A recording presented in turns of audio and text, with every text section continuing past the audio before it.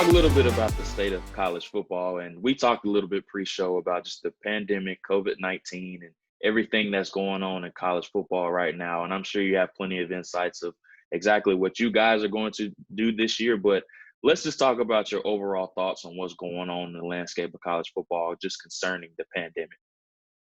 Well, just like you, I mean, I read a lot of things. I'm fortunate to be able to talk to a lot of the people who are involved in making these decisions. And that's the thing, you know, in the NFL, you have Roger Goodell, and he's going to be the commissioner, and he's going to drop the hammer and say, here's what we're doing. Here's our ruling. I've talked with the owners, talked with the NFLPA. Boom, here's what we're going to do.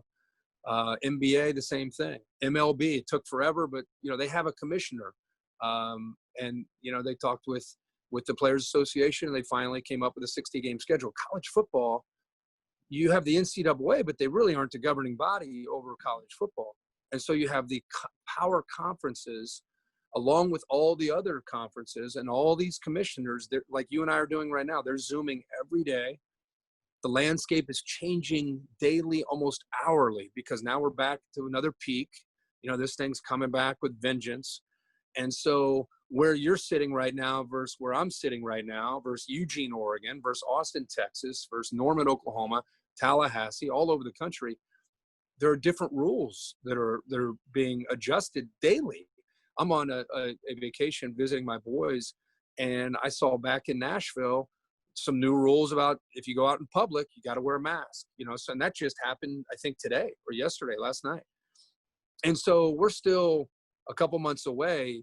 Who knows what's going to happen? So the best way to describe it to fans is I feel like in talking to a lot of the decision makers, athletic directors and conference commissioners, they're building almost like 4 or 5 contingency plans without being able to have a crystal ball and predict where we'll be in mid-August.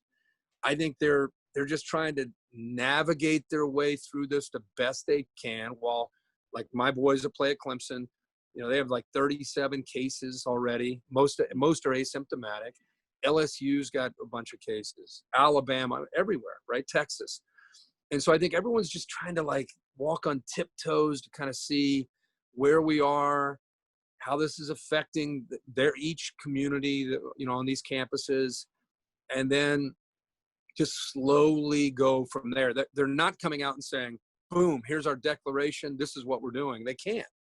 And so they're reacting to the virus, they're reacting to the data, and each state, each city, each county, I think, is coming up with their own set of rules, and these universities have to abide by them. So I think it's very hard as we sit here late June, early July, to really forecast and say this is what they're going to do, because I think it's kind of a moving target, you know, depending on what this virus does.